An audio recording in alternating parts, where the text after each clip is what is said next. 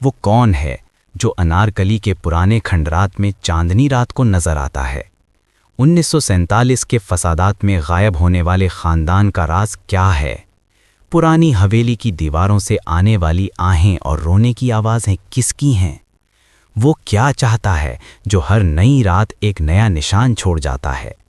کیا یہ سب ماضی کا سایہ ہے یا حال کا کوئی خونی کھیل؟ آپ دیکھ رہے ہیں سیکرٹ مسٹری۔ لاہور، انارکلی بازار سے ہوتے ہوئے لاہور کے مین گیٹ سے باہر پرانے کھنڈرات کے پیچھے بسے چند گھروں کی ایک پٹڑی، جس گلی کا نام تو شاید کبھی تھا ہی نہیں، وہاں ایک پرانی حویلی کھڑی ہے۔ سونے کی جالیوں والی کھڑکیوں سے صدیوں کی خاموشی ٹپکتی ہے، مگر آج اس خاموشی میں ایک نیا مہمان آیا ہے، احمد، جو اس حویلی کا نیا مالک بن کر آیا تھا، پرانی یادوں کو نیا کرنے۔ لیکن پہلی ہی رات جب گھڑیال نے آدھی رات کے بارے بتایا، احمد نے اپنے کمرے کی کھڑکی سے دیکھا۔ نیچے ویران باغ میں چاندنی کے نیچے ایک سفید لباس میں ایک شکل کھڑی تھی، بال لمبے، چہرہ نظر نہیں آ رہا تھا۔ وہ بغیر حرکت کیے سیدھا حویلی کی بنیادوں کی طرف دیکھ رہی تھی، اور پھر جیسے ہوا کے ایک جھونکے نے چھوا، وہ غائب۔ اس کے بعد سے ہر رات احمد کو نیند میں ایک ہلکی سی آہ سنائی دیتی، جیسے کوئی قریب ہی، بہت قریب، دل توڑ کے رو رہا ہو۔ ایک رات بے چینی میں اس نے حویلی کے نچلے حصے، ایک بند پڑے کمرے کا دروازہ توڑا۔ اندر گرد کے بھورے پردوں کے پیچھے دیوار پر ایک عجیب نشان تھا، سرخ، خشک ہونے کے باوجود گہرا سرخ، ایک ہاتھ کا نشان، مگر پانچوں انگلیاں بہت لمبی، بہت پتلی، انسانی ہاتھ جیسا نہیں لگتا تھا۔ احمد نے محلے کے سب سے بوڑھے شخص چچا سرور سے پوچھا۔ چچا سرور کی آنکھیں ڈر سے پھیل گئیں۔ بیٹا، یہ حویلی 1947 سے پہلے ایک ہندو زمیندار کی تھی۔ فسادات کی رات پورا خاندان یہاں سے غائب ہو گیا۔ کہتے ہیں وہ کبھی باہر نہیں نکلے۔ کبھی کبھار برسات کی راتوں میں لوگوں نے اس کمرے سے ٹھنڈی ہوا اور رونے کی آوازیں سنی ہیں۔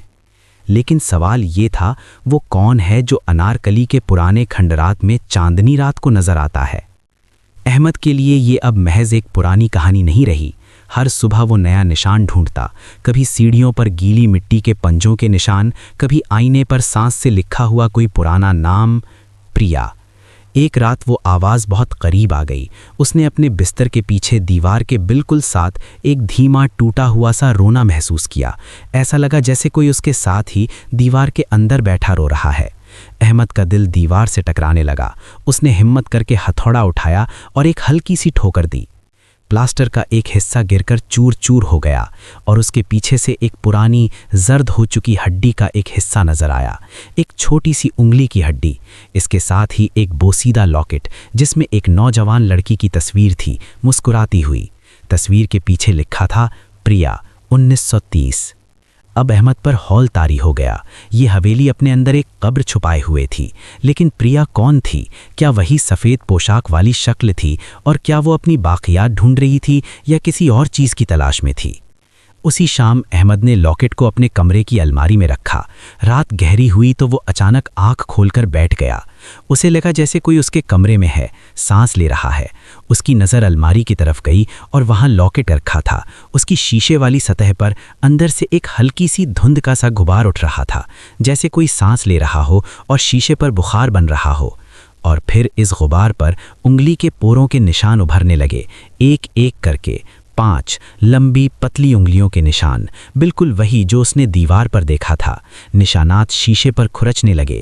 ایک آواز آئی، ایک خاتون کی، بہت دور سے، بہت تھکی ہوئی، بہت اداس آواز، جس نے صرف 3 لفظ کہے، میری بہن کہاں ہے؟